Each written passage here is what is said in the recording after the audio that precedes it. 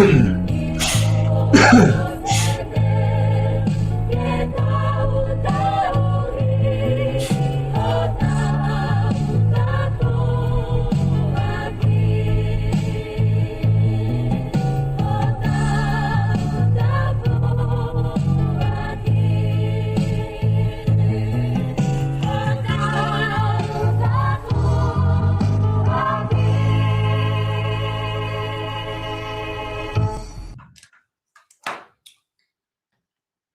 kore ke uho whanga mai I he talamalo e whanua ka mai ngā hi tala whatap korope, whatapua atu pa mi he proklaman, tala ngata te o whai ki tō mamau ka. Tā whainga maari koe ni ke o atua I ha mō proklama koe FAFANGU SAIONE ku mai he ni whoki pe mo whaifika Salesi Vaka ke ma whakakato atu e tā proklama koe ki he wikeni.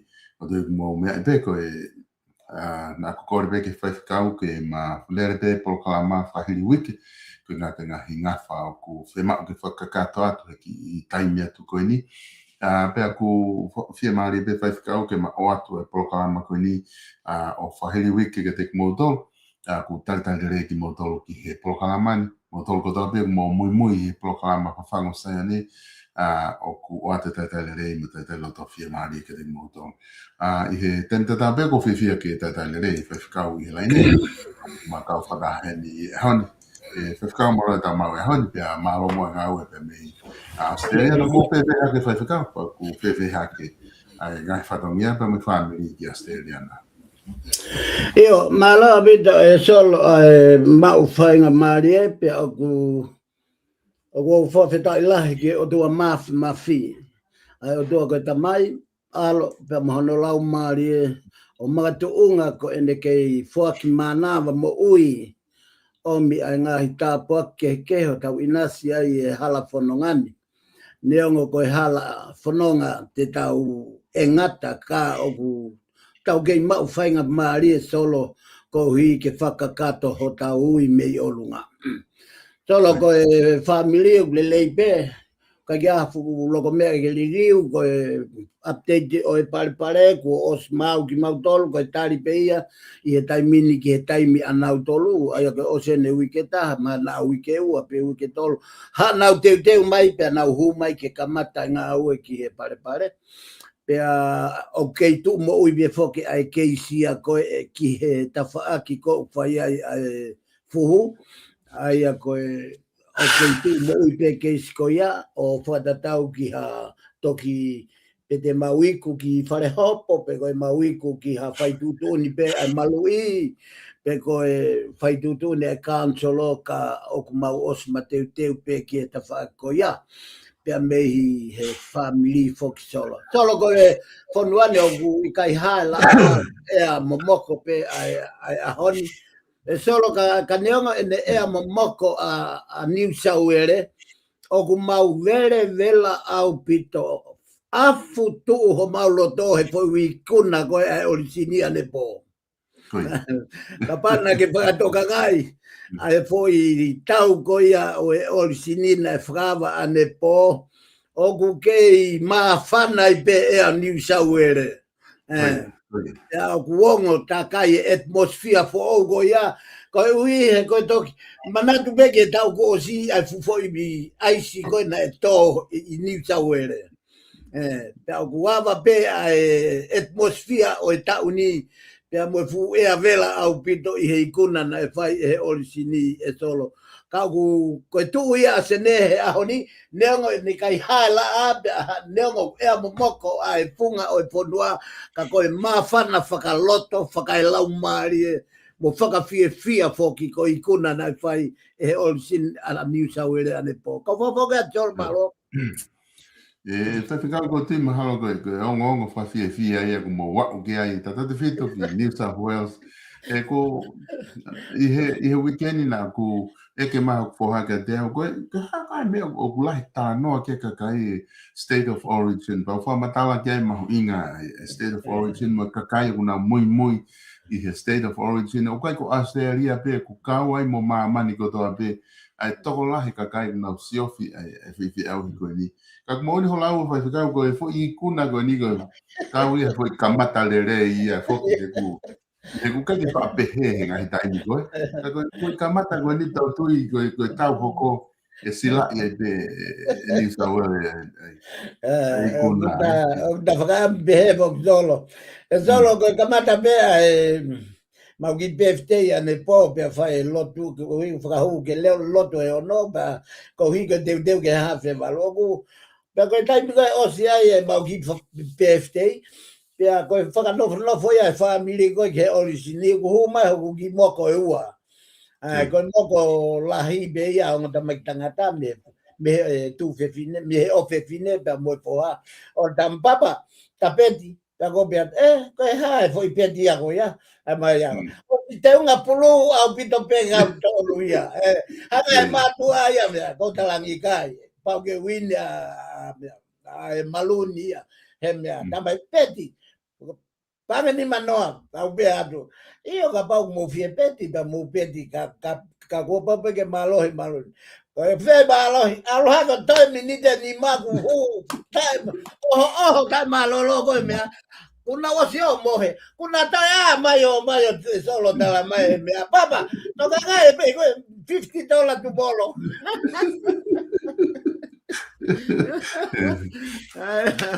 Koi.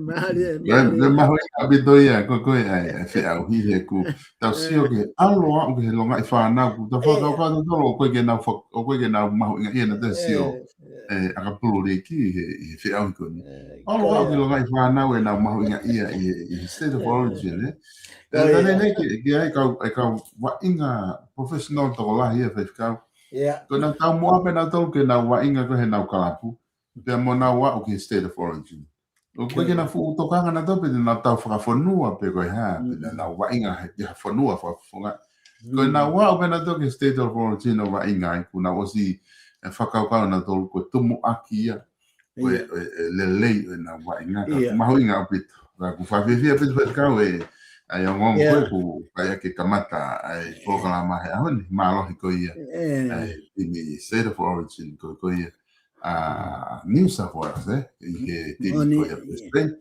ke toi ki tau wakai he vainga whiga ua ko tu te maari ani e whinga foka Brisbane ke ona nau ulungi te nau paupe ke huke timi nga hi rea soni ke nau foki mai mo ia I he vainga hoko ko ngā ki whinga ke na mahana Mona bit koi Mona bit kau ku ke lava mai Miss Man he hon ke ta ho mai ki lot ka ko lot me ke ki kamata ki be time no pe ai ki whakau kau ko ni pa ta hoko ke ta te whai proklama ke ta te pire ko ia wa kalama ni o ku na e whahoko foki ai hopo ai a Paula Piven Pikau a whafonga katonga ta fitu na e whahoko ia e hao monite ai ko e hopo ko ni no whaka ilo ia e he ofisi ko tau I whai hala ui ko ACC ko nau ave o whahoko wha ilo ko ni nau wha ilo ia o tuwaki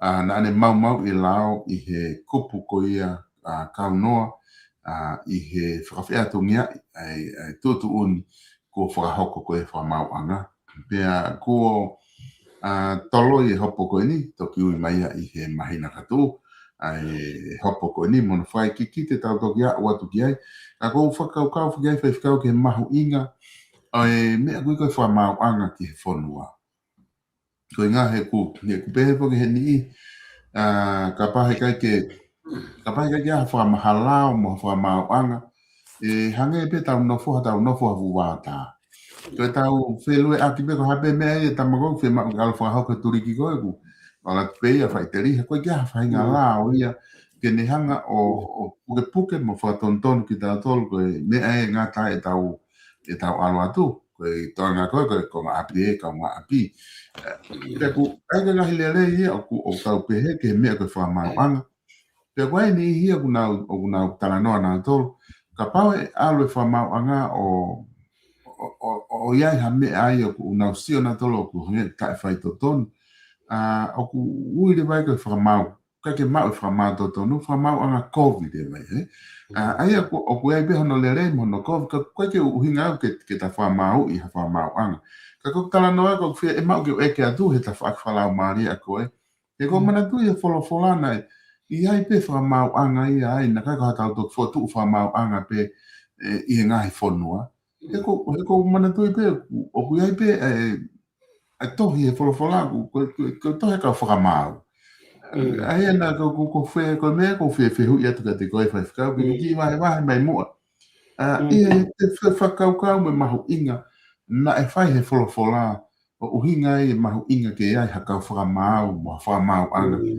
Ki kakai whanua I he taimina e whahauka e tara noa kai wholofola whakau kau ki a whetu kako. Ia, malo bito solo mau whainga mari e pia oku ta whoki pe ki taua ki he tohi tapu ko no hinga ke ta tala noa pe taua I he kakano mo e uho e tohi tapu pia oku taktaha mo ona ai whaka uhinga. Ka koe uhi koe tohi tapu koe tuunga koe na e whakalere mai aki mana tui koe kamata anga koe ui e otua a Abraham ke hiki pia mi hono whonua. Hiki me he whamiri, hiki me he tuku whakaholo, pia me o mga tuonga ai pehe he wholowhola te utok whakahape kia te koe ha whonua. Sai, o iku mai a Abraham e mohono hako ki ke nani. Aia ko ke nani I whoki, koe whonua ia o e kaukaritia. Pe koe whonua ia na e no fo ia e matakari kona o e kau sayaniti. Pe koe hono whahinga whakalea. Kai ke, koe tuonga koe o e whakamau. Koe pia hau pia mea Abraham a sakse kope, li liua I hingoa. Pia mehe se kope ki he Israeli. Pia hau ai kovnani te, o kei totolo pe foi kovnani te ko ia. Pia moe otua. Pia hau mai ki he tuunga na e uia ia Mosese pia mei ispite. Ke nehanga o whakatawa tai na no kakai pia whakafoki na udolu ke whanua talaupa. Foi whanonga ko ia. Foi whanonga mai ko ia o kei taki pe ehe otua. Taki pe ehe otua. Pia koe uhinga pe ia o e pureanga whakatui. O kai uhinga ia ko tupo wono tap pia moene afio. Koe pureanga whakatui mei he toi tapu koe otua. Pia koe uhinga ia o kei mahu inga ia tui a tupo wono kono inga he koe taipe ia o pani ai otua.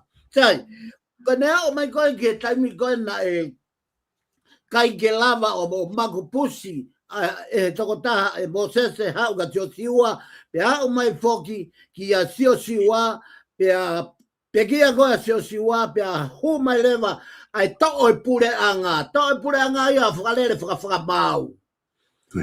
O whiunga ia mo toko mo kau whakamau e toko hongo fulu maua. Aia ko whewhine e ua pia mo toko hongo fulu matua tangata. Na hanga whakalere whonua. Ko whai waha taimi ko na whakalere ai ko ia na kai more ai e taua, na kai ke more, na more au pite taua taina ia ai tangata. Ai ko uhinga ki ai otua. Sai, ia ho mai ko ai whakamau whakamui ko Samuela ia e tolo. Ko Samuela whakamau e tui whakamau whakamui. Ai pe launga e kakai nau whiamau e natori hanau tui. Pea tangi lewa a Samuela ki otua, pea talange he otua e mea koe ni. Whakanofo, whai ki e loto e kakai. Whakanofo hanau tui.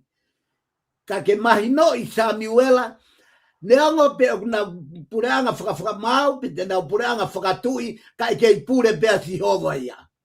Teu kei pure pea au. Alu pe ko whanofo nau tui. Ka ko au teu taki e tui ko ia.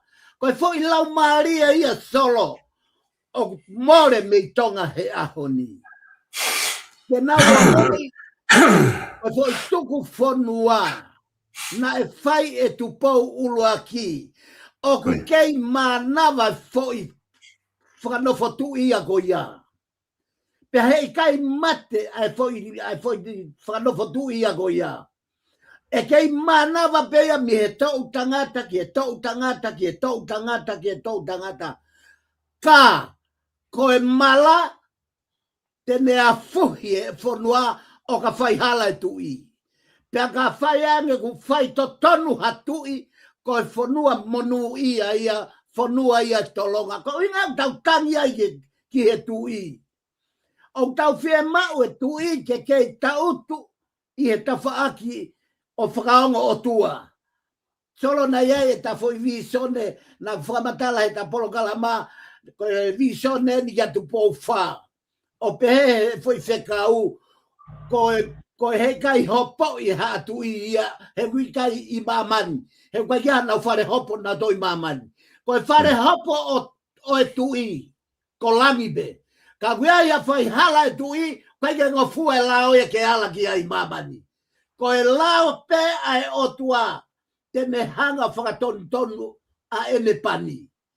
Pea ko whakame ko whakahua te whai whakaukau ko ia ko iko o whehu i. E solo ko tunga ko ne hopo a piveni. Ko e toko taha e ni solo. Ko e toko taha e ni na e kau na e tala hingoa ai ai lau maari o e egi. Ko e toko taha ko ni na e tala hingoa ko Paula piveni piukala. Na kaje pehe ke to e ata mai ia iha i mis. Na e o mai hanga tonu pe ai hingoa. Lolo tonga ko ia te kia ke umamata au, te kia ke umaheni au, te kia ke usio au, ia Paula Piveni Piukala. Ko e hopo ko toa ko ni o whetakai ai solo. Ko kukore atu ki he whonua. Ko e lahi ange ho mauala ke kakai ai otua, ko hono tanuange ia mala i he tumu aki e whonua. O kui ai kakai o tapu hake mo wala ki ai. Ka pauna e whakahaga a Paula Piveni Piukala. Koia na ne hanga whakamoui mai e whai konistu tone. Koia ko e tapu taingata a sabade. Sai, whakaata ia e kau mafia. O kuke pehe toki fefo i mala koia. E kai toia ke tumako Piveni. E toia ke tumuaki o e kakai koe na koe o kuiki nau tolu koe kau mafia. Koe nau hanga o mimio ai konistu tone. Koe konistu tone koe fu pou ia. Koe pou ia whonua. Sai, solo, ka pau te ke manatu ke foi tsunami koia na ne hanga hiki e whare. Ai whare whakamau a ngātu hifo ki lalo. Ko e whakamahino ia e he otua ki tonga. O ta taupe ki he tui, kuini, kau nopere, ka whare area paremia, ka kaitonga, pea moha tonga kotoa pe. Ko no whakamahino he otua kua holo i pou. Ai pou na e whai hono tō e tu pouruaki. Holo whai whare. Koe mea koe solo, koe tala noa e tohi tapu, pe o ku wave mai, pe tuai mai, pe o ku tasisi, pe ka vere motu, ka he kai lava hataha motu ke mea ai otua. Koe mea ku rea kia otua, koe mea ia koe eiku kia e whonua. Ko Paula Piveni Piukala ko si o hifo i he ngai hopo koe. Whakauhinga, whakaveve lahi whakauria, whakamore taimi. Hono whakatotolo e ki fo i mea, ai ki fo i io, peko ki fo i nae, peko ki fo i oku, a Paula Piveni Piukala. Sike mea nau whai ko hono hasivi, ko hono uhinga peke puke, ke oua nane toe whai totonu, ke oua toe rea mooni, ko no uhinga ia. Solo. Ko emosia. Ko lea ia nei whae emosi e wahe wā. Pehe emosi. Nai kai ko hako i palo fitao. Na e uia koe tangata tere suka mino. Pe na e uia koe tauhi manu. I uta. Ka kua uia o si hova ke u hau ki lotokolo. O lea ke tui. Ke u hau o lea ki. Pea fua e loto e taula e gie a amasaia. O unu ato whana kia e bosi. Hola, me he whanua ni he ta whakapongi koe. Solo, o kui kai koe koe aho ni a ko steu ia tau tori e mate. O steu ake mate. Sia pe koe ki he tangi, pia mo e tau, pia mo e ngahi family, ai taki ate nau whanau ke sio ki he puha mate kai tuhi foki lalo. O steu ia mamania ake mo veu e mate. Ka koeni, ko haide ne whakatolonga mo ui ai whanua.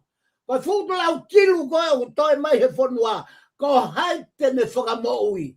Ko haide ne whakafoki ke tata ngata i sapate. Ko haide ne whakafoki ai whanua ki he awhnima o e otua. Ke tau hao me ngai whai ngata. Ko e tamai oi kona, o kua pe ongo foi sta ia ai lau maare manoni. Tanela fus malohi, pe amo piveni. Pe kona kua ngā pe o na waini. O kuhange nia ke senturi ta fitu me ta valu. Ai ui o salas Wesley. Pe amo sione Wesley. Ko ongo profita ke na whakatolonga pitania. Pe na hanga o whakatoni tonu ai tono no ko dope. Tolo koe veve na ia. Pe au more ho tau kaimi. Ko hanea aki be eni. Here ta whakatou mata. Lea ki ai folfola. Puri himai mata taha. Fefe toko fit whana mate Asika. Fefe atui mala. Na e kaila me fufu loto foni te afi. Ko feia kakai halaia. I he toto koni o kukei. O te kei more toto ko ia. Ko e toto ko ia kukei tangi mei he fukahi kere o tonga. Ai toto ko ia. Ke whai mo whai a whamau to tonu. Ko hana o hinga ka e toi whoke mama ki he whonua. Solo, o kumore tau taimio tau tala no, hangere whangi mea, whoke peta toke toi tapu. Whoke peta toke toi tapu. Ko tala no e toi tapu ia ke, ko iku anga pe ia kakai, sisu pe ia, whamau popo, ta whoke peka sisu. Lea koe nei whai e pailato, sisu. Moni na ke lea koe o tua koe. Koe alo koe o tua koe tui koe. Palau ke rea sisu, lea tae ufi. Lea tae ufi, iyo. Koe tui au. Te koe mea nei whanau i mai ai iau ki mamani. Na e whanau i mai au ki mamani ke hoa whakaha e boni. Hai ikua ngā. Whakakato me pekia. Koe kua ngai ni ke tau mateu ke mate. Koe hi, ka tau whakatolonga e mooni. Pea moe ofa, moe whaito tonu moe meri no he whanua. Solo kau ki whawhoki atu. Malo apito whaifika. Ko tiu mahino apito ai whaatana noa koe ni kuke whahoko mai he konga uraki e ta polokalama. Koe whaosi pe whaifika au koe ta koe patseti koe ni ku mahino mai ki he whanua. Koe patseti whi a mokaki panga e tolu walu. Poni taha miliona. Aia o ku na e whi a mokaki pe mga hipuri anga ki mua. Ua hiwa me poi nea tu e puri anga koni na e toki mariwa tu pia. Hange pega ngahi puri anga tu ki mua ai ku tau ki loa mai ne tau whanonga he patseti whi a mokaki. Ka aku ose tu pe tau te seo he puri anga koe kui ai. O ku lava beo whi awe ngahi whi e mau patau. Ke lava beo ngā unu ke tau hoko. Au pe tau hoko ku patseti whi a mokaki pe pa kua mai koe ni tau ke whi a mokaki pe whaifika. Aia o ku totonu ke pau pe guai mea e whaifika o totonu ke ki whalahilahi mana ku o mai whoke risi ia koe ngahi palapale ma pau pe koe si e business tau taha whalere koe ngahi risi whaka ekonomika pe koe fulahi mea ku mai me ka pui anga mo oni abito pe ia fulahi moi haku ka ku pe he whoke koe ngahi ta polokalama totonu ke whaha si o whakalau maari e whaiwhikau, e wakai a ngai pua hae. Ai mea te tonu ke whaihi ka ngahi uhinga kou nau tamai e pasete a mokaki. Ko ngahi uhinga katoa pe ia. Mooni ka ngahi uhinga pe ia o kuaha no mooni. Hoko e tau i Amerika mo Iran mo mea aku. Kai te ahani tokoni e taha ki tau ekonomika koe. Si e tau mea whakataki mamatau te kai ke fu alu ke tunga lerei. Ko mooni apito pe mo ia koe. Ha ngahi uhinga ka ko ko ki usi hifo ha uhinga ai o tala noa me ta whaaki ko ni ai wholofola. Ka ko pohe ko ke atu ko te koe ai whenga maari e koe whaifkau. Ke o mai ko ha uhinga i taha koe ngā ke tokoni ke ngai uhinga koe ku. Na ka uhinga na nau o mai o ku tau ke whi amo kake tau patseti ko lahi ta mao ngā ue. Lahi alo ki muri ka kai ia ku o nau tau kei mo mea ka e si di ake tau ngau he pureanga. Ka ku tui mahale wholofola e peha tokoni ai ta whaaki koe nei wholofola whaifkau. Ke tokon ke tau ke nofo ko he patse whi amo kaki. E whaifkau ke ta whao se aki e pata toki okat ke konga ua. Ia, mara bito e solo, pe aku mone o bito na wakai fopeki he, ke to e ake mai ai patseti whi amo kaki, I he pureanga ko ni. E solo, kapau o tō foki a ho ngahi whakawhehui, ke tala noa whakalau maari e atu mo whakatohi tapu, ko hui ko e hae lau ai tohi tapu. Solo I he toi tapu, ko e whekau e honga fulu, o wana ke kai haa, o wana ke man. Mane. Pea ko ia pe solo, o ate ke kai haa, ko e uhinga pe ia solo ai se amo kaki. O ku uhinga, o ke ilo ai toi kakai o tonga, tau ihe toko taha kilu tupu. I kai ko ia solo. Kai. Ko Australian, ko New South Wales, o toko ono miliona. Ko Queensland, o toko 4 miliona.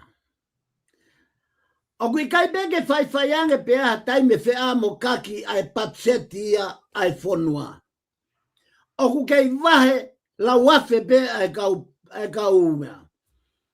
kau pensioni. O kei wahe la ngeau pe, nima ngeau, ono ngeau ai kau tai ngawe, tai mau ngawe. Solo ke parparema tonga hena e tau tupu I he whonua masiva.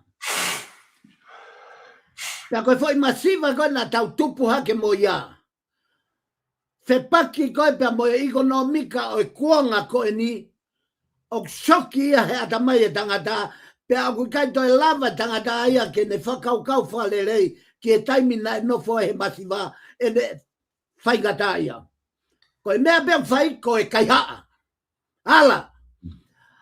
Ta koe ka paute tahanga o solova ai se amo kaki koe e patseti. Solo, koe kata koe o kau whakafonga whare rea o nau tānake nau tolo e miliona. Tānake e nau tolo e ofa atu a muri. Tānake nau tolo e lakpaanga atu a ngai whamili. Whakakau ki airport I koe nai fua motu. Te tala noa I fua motu kono I ngai koe fua motu au.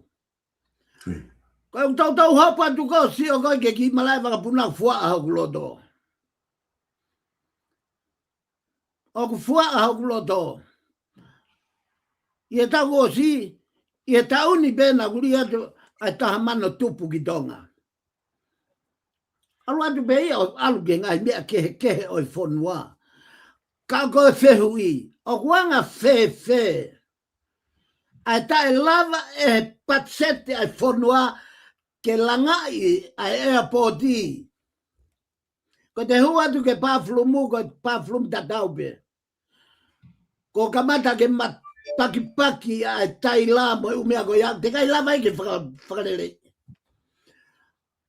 Ko e tuonga ko ia mi he pureanga kotoa pe, pureanga severe, pureanga tuione toa, tui wakano. Te ki ai mea ke whakaukau I he ngai pureanga, ha whakalaka whaka ekonomika, ke nau whaito tonu. Hau e paanga ke langa e whonua.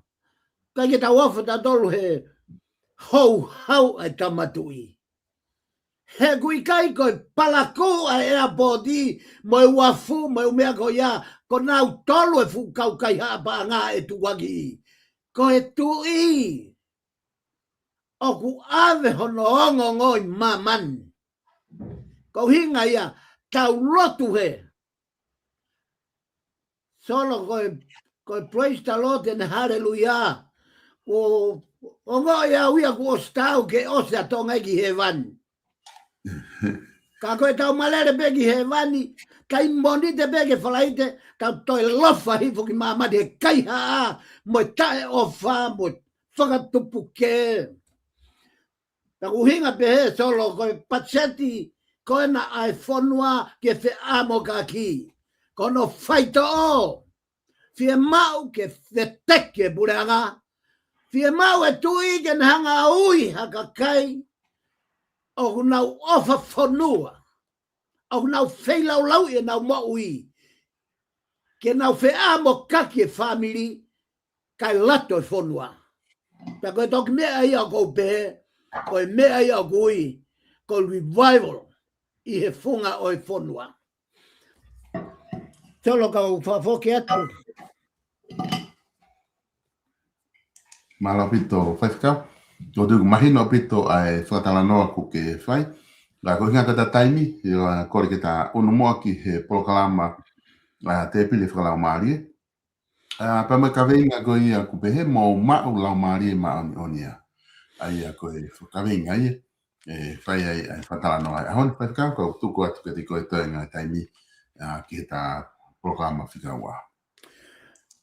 Malo solo ko hi kata foki ki e ta programa anga maheni, ai a ko e te pile whakalau maari o ku watu ke tau wheinasi aki ai, whakaloto lahi i ki tau tolu, whakama oni e tau moui, mo whakatokanga ho tau ngahi tuunga, vai whakaaho ke tau lava ke tau ilo, pe ke lava ke tau whakatomala, pe tau whakamore ke he iki, he ngahi vai be he whakaaho, pe hangepe ko ia ko ke mea aki, ko e tau kaweinga ia ki he pongpongini.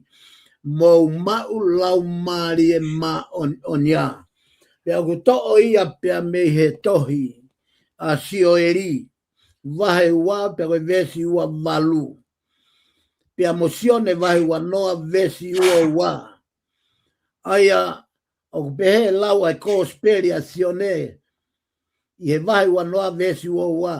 Pea ie ne lea pehe na ne ho. Kia te kinau tolo ne folofola. Mo mau lau maari e ma onia. Ka venga mo mau ai lau maari ma oni. Peka ngā taega toi whakamanatu whoki he tau ko ia talu pia me he hiva, me nima hiva tolu, kua ngai ne o sioeri. Pia na e toi he aki e sioeri, he palofita ko sioeri, ai foi lea tatau, uhinga tatau. Ai ako sioeri vai ua vesi ua valu, o kupehe ai e he tohi tapu i e fuakau motua. Pea he hako pehe i e kuonga ki mui. Te uriringi hoku lau maari e ki he kakano kotoa be, pea e whai palofi sai, e ho mou ngahi foha, mo mou ngahi o fefine, mo e mātua o mou tolu. He nau whaamisi. Ko e kau talavou o mautolu te nau mata visone.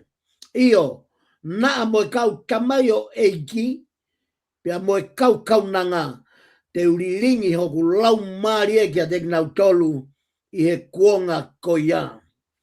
Solo ko e talanoa ko e ni, o mahino o kia i no tefto i mo oni. O talanoa kia i toi tapu, ai ana tau whamanatu e whaitau o hifo o e lau maari ma oni i he wiku o si. O au whoki ke sāpate, i he historia e tohi tapu, na e hifo a e lau maari ma oni o ne whakareai a e toko te au ua fulu i he loki koia i olunga. Na e katoa i e kauako, pea mohani ike, pea nau whiunga mo e toko te au o fulu. Whakawhago ho humai, ha futuoni matangi o alamuhu mai. Pe he taimina e alamuhu mai ai, pea hau o ne humai. Hange i he wakai ai foi toko te au o fulu koe ni, hange hafu elelo o ha mon manu pe oku hao ngai elelo manga ko ni oku hao ia oku vilo mai ia ko yafi pe ye taimi ko na ne hanga whaka inasi e toko taha ko toa pe i he toko te au ua noa ko ni he loki olunga. Pe anana u lea ko e tala noa ia tohi tapu. Ta noa ina tohi tapu. Pe anana u lea i he ngahi lea kehe o whakatatau ki hono whakarea i ki nau tolu e he lau maari e ma oni. Ko e taimi ko ni nai hoko ai ka veinga ko ai hifo ai lau maari e ma oni. Tala noa si o eri ki ai i he tau nima hiva tolu. Pea tala noa ki ai tohi ngā ue i he uaki siasi. O toi tala noa pehe mea tatau ai hifo ai lau maari e ma oni i vavau. I he koloko ia ko utui. Tawal dolfa. Nai toi hoko pe mea tatau i tonga. Nai hifo ai lau maari e ma oni ne whakatotofu ai whonua. Nai kā toi e iwi mo e malohi ko ni i vavau. Nai toi hifo ai lau maari e ma oni. I he tawalua hiwa i koulo i hapai. Pea toi hifo e lau maari e ma oni i SAIONE i nuku alofa. Lalatonga eni o Palestini a misa pesi. Lalatonga eni o kutui a Queen Charlotte. Nai toki tu pe tangata i ki o alokore ki e kuini ke mea mai af tāpuni e polo kalama. He ku fu mau loloa e nau feohi mo e lau maari e ma oni. Solo, nai hifo e lau maari e ma oni i e ki pare ko e hiva ua i e Luke Street i Otahuhu. Feonga mo foi aho tolu ai feohi ai whanau mo e ngai whae pia mo e lau maari e ma oni ko ia. Nai mahino ia ko e hifo ai lau maari e ma oni. Solo ka pau ko e i e foi wike mahina taha aho e ua ko ia. Nai hange pe fu loto api ia hafu api oku ma oni. Kai osko ia me kai ma oni familia. Ko familia ngahala ia. Kanai ma oni e uia ai otua. Ta koe whahinga ui ia o koutokanga ki ai i he pongini. Ai mahuinga o e te sio tonu. Mahuinga e te whanongo tonu. Pea mahuinga ke te whaiako o whakatatau ki he mahino ki a kita ai lau maari e maonioni. Solo koe hifo koe ai lau maari e maonioni. O ku tala noa e whaiwhekau ko toa pehe to i tapuki e lau maari e maonioni. Ka koe e whahinga na tula e lau maari e maonioni. O ku ikai ke o ku more hono lau maari e me kau whaiwhekau. O ku more kua pau ke aki eni solo. Ko tala noa en ke mau inga koe o e lau maari e maonioni. Ko foi a tolu. Na kai ke maonioni au pito pe e kumoi akuai. Neongo na faiako o hifo lau maari e maonioni. Ko tai koko mawahe me api. O ku lava ia ke taki au he te volo, e lava ia ke taki au e se tan, e lava ia ke uloi ke ukaka. Ko tai mea ko hua tuai ke api o whanongo ke whahinga atmosphere ko o e lau maari e maonioni. O ku more rewa mea te au, ai loto si, ai manawahe, ai whai e te whakaukau i hanga hala, mua whahinga kovi keke. Kai ke, ko ku tala noa ki a i solo, ai mahuinga o e mau o e lau maari e maonioni. Ko spere na sione, ko sione eni, ko e ofa anga eni o sisu, ko sione apostolo eni, na ne fau a ene tohi ko ia ko uaki ua tolu sione. Ko sione pe ko e ni, ko ia na e tautea i o ngau e popula o ave ke motu maka i pati moti. O ne mata vi sone ai ki he kuonga whakaosi. Kuonga kahau, kuonga lolotonga, kuonga kuohiri. Katoa e tolu i kuonga. Ane afi, ahoni, a bongbongi. Fao katoa ia i he mata vi sone o ku whakama o popo he toi tapu he toi whakaha. Ko ia ni tau lotonga whanonga i he ahoni. Pea kai ngata ai solo. Ka ko whampe ke ta whoki mai ki he ngau e vai ua ves wha. Pea wha o whare a teki nau tolu katoa e lau maari mao ni o ni. Pea nau hanga o lea i he ngahi lea kehe. O whakatatau ki hono whakarea i ki nau tolu e he lau maari mao ni o ni. O kuhanga he historia. O mau lau maari mao ni o ni ai kawako. O whakatahai. Mo fu kakai e loki i olunga o mai ia te tau tolu ai ngahi mo oni koe ni. Ko ngahi mo oni e ni o e mau lau maari e ma oni. Mana tui e ka veinga mo mau lau maari e ma oni a. Pea kono ngahi mo ni mea e ni. Kono whakamao popo o historia doi tapu. Waki.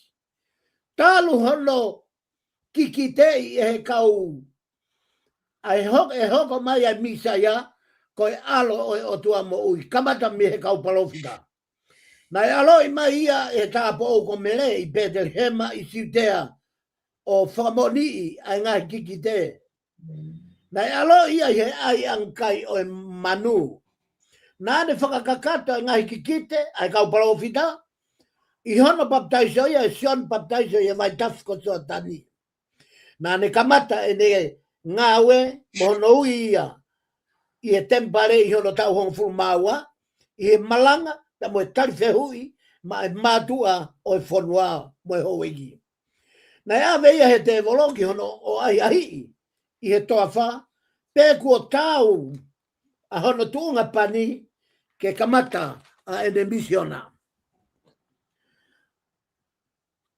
na ne kamata a e malanga pea mo ngai whakamoi mahagi.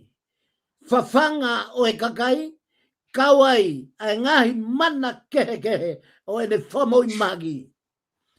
Na e taki ia ki e ngahi whakamau anga, ki e ngahi whakamau anga kehe.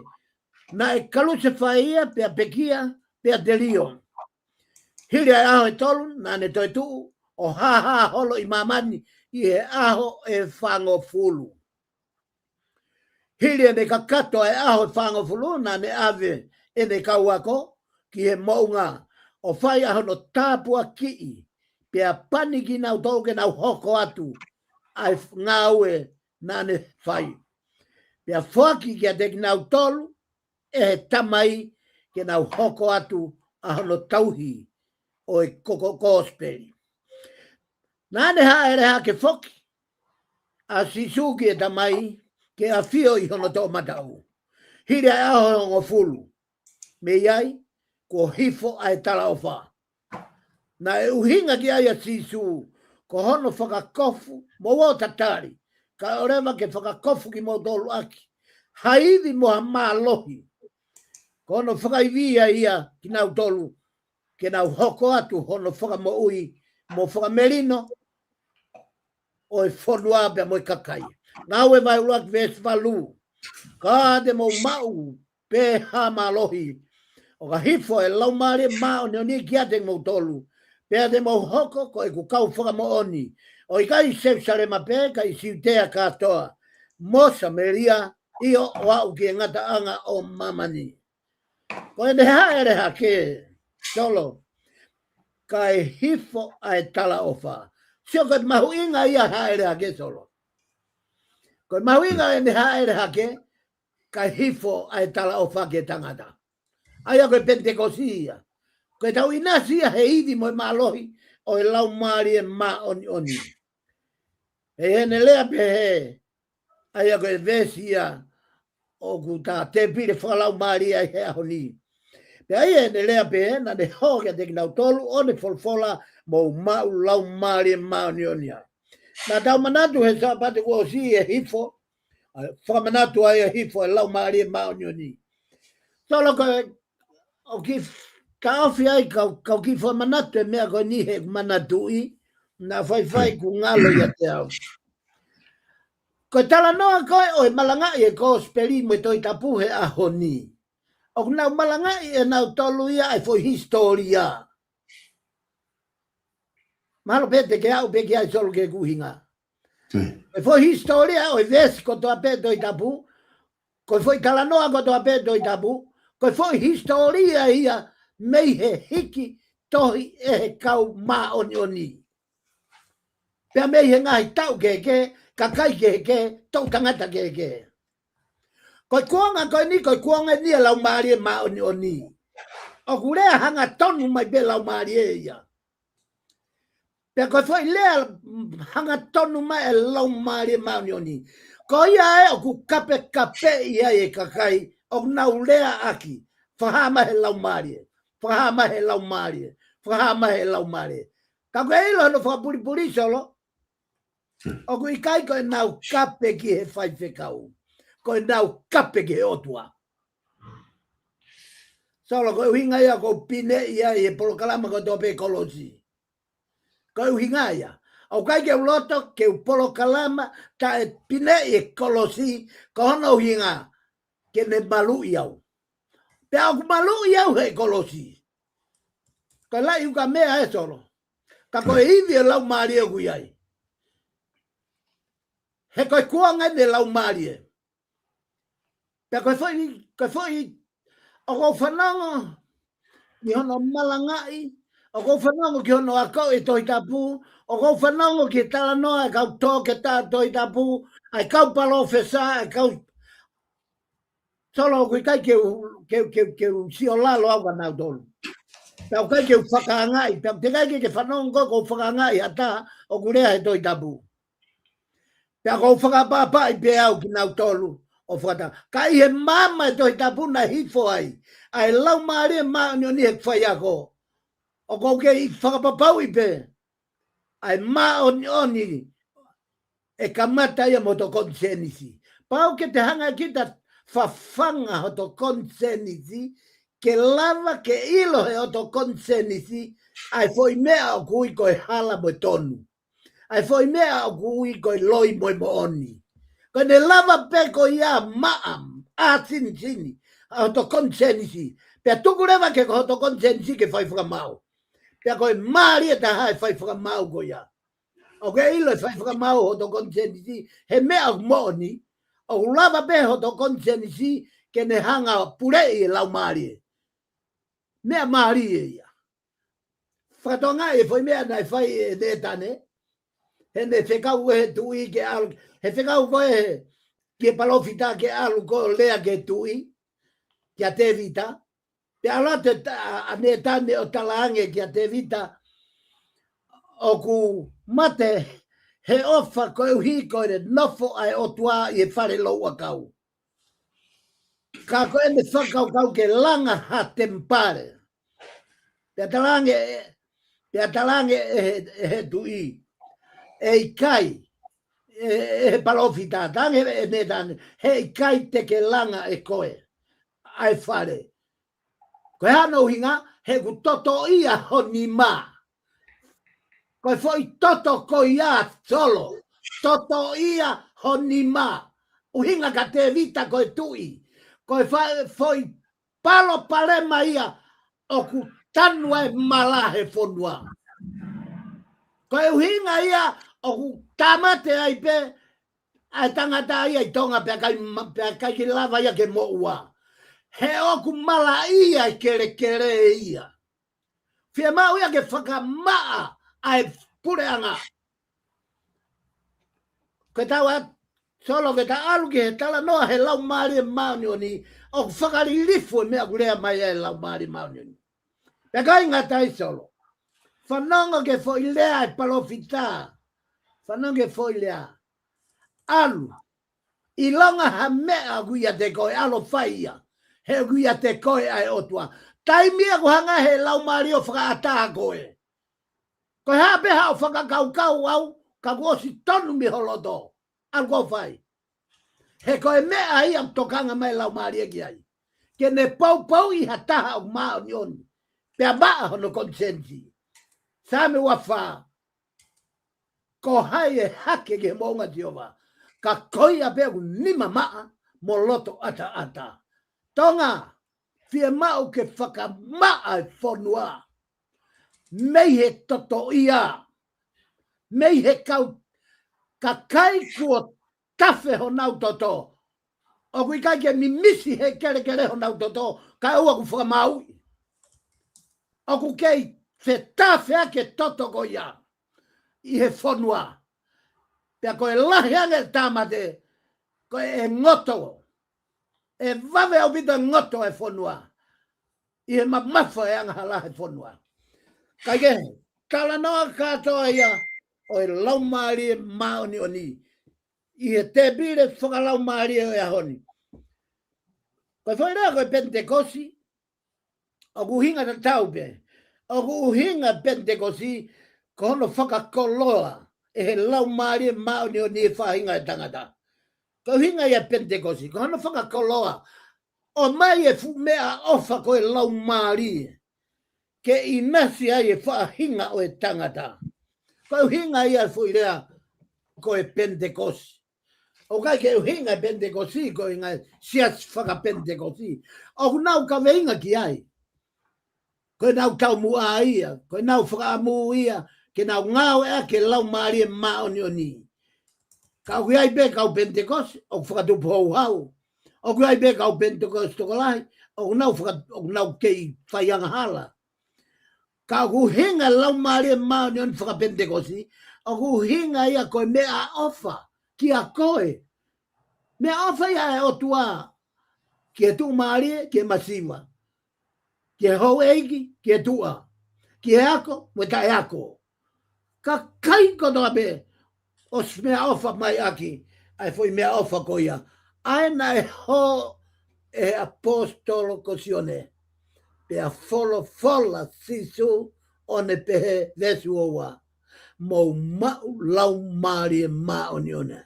Koe foi hogo ia. Foi maui ia. Solo koe tangata kotoa pe I mamani. O kui kai koe tau whenga ke whanau I whao. Pea toki maua ia sisu. Koe tangata kotoa pe whaianga hala. Tangata mala ia. Tangata monu ia. Tangata kotoa pe. O kui kai ke lava e tangata tu toko taha ia te ia be. Aki edi. Koe mea ofa koe na e manawa pe ho I e aho e Pentekosi. Koe ia no ke mo ui ai. Pe ko ho alu holo, o ku ke lolo tonga alu holo pe koe mo e lau maari o e otua. Pake whakatonga ngā ia I solo, ai he mama o hono whakauhinga e toi tapu. O si koe ia, koe kau traction. O ku nau alu holo pe mo e lau maari. Kau kaike nau whanongo nau toke lau maari. Whanongo nau toke te volo. Kau ki kai mawai tangata ko ia. He koe mawai be tangata mo e lau maari e koe mate ia. I kai ko ia tolo. Kono whakamoni ia. O hifo e lau maari maani oni. Pea mo e hao mai. Ai manama mou e lau maari e. Neonga ho whaianga hala. Kau ku. O whakaofa e lau maari ho tawhaki. Paka taimbe o ku ke marei hake o lea ki lau maari e. O ke whanongo ki ono leo. Paka hono whakamoni ia. O ki kai koe tau toki mau e lau maari e maani oni. Pea tau toki mau e moui. O tau mau e moui. Koe uhi. He ko hono lau maari e kui a koe. Pea neongo ho tila trucks. Neongo ho whe au aki. Ka kui kai mawai ho lau maari e pea mo otua. E toki mawai pe I ho whaianga hala. Koe ospe ho whaianga hala mo whe tau laki. O kuke kei whai pe ai loto lahi ke otua. Pea ka pau te tau mau e whainga ta au sia pe he solo. Koe ta. Koe mau lau maari mau ni ke tau mau I nasi hanga tonu e whaki mai ai otua. Haivi moha I nasi hanga tonu I e whaki mai ai o tua, ko iwi moha malohi ke tau ngawe aki. Ko e malohi ko tau ngawe aki, ko e malohi a me he lau maari e maunioni. Moni au pitoia. Ko iwi au tau visone ai. Ko iwi au tau misi ai. Ko iwi au tau kikite ai. Ko iwi au tau palofisai ai. Au tau palofisai, pe au tau mau ai iwi mo malohi o lau maari e. Ke lava ke hanga e lau maari e o whaiako maau. Ke tala mea o finangalo ke ai o tua, pe a osi pa ke mawahe ke na whaki kai whakamoni mai o tua. Ko e mea kota pete ke puaki, me he lau maari e, kua pau he kai riaki koe o tua. Pau ke hao o tua whamoni i atka koe. O mooni mea koe. Ko ia na ne hanga o whekau i koe ke whoi ngau i koe. Nā nau whanonga ko toa peke ngai mea ku ulua hange hatu on matangi. Pea nā nau mamata ki ha ngahi erelo hange hafi. Ko e taipe i o e lau maari e maoni o ni pea mo matangi mo afi. Solo na ke manatu ke visone mamao ko ia. I e wafta walu mahalo peke tahi wā. Ai tala noa ki e visone ko ia ki he mate. Pea mo afi mo vai. Ko ngai mea ko ia. Na e tala whakapatonu ko tau mateanga, te tau holofa ko toa pe he mate, te tau holofa ko toa pe he matangi, pia moia. Tai, na whamatala e visone ko ke whare mate, ai hifo mai e fusei ni kai toi ava ava, ka koutu o rei polo, ai aluki o hewa ni mo e aluki heri. Ko e tala noa e he au sia, o i ngai whekau na e tala mamafa e o tua. Ke kai ngatai, ko ia hifo ai lau maari maunini. Ko ia hoi ne pende ko si, ko ene hoko mai ke whai, ene ngā ue hange ha matangi, ke ne holoki, laiki, pia taki. Ai anga hala oi moui. Sia kai uhinga ia pende ko si. Ko e mea ofa ua me ho tua ke manawa aki he tangata pe ho mai ke tau inasi ai, ke tau lava o taaki anga hala, ke tau lava o laiki anga hala, ke tau lava whakaau he anga hala. Whewhea tonga hea honi.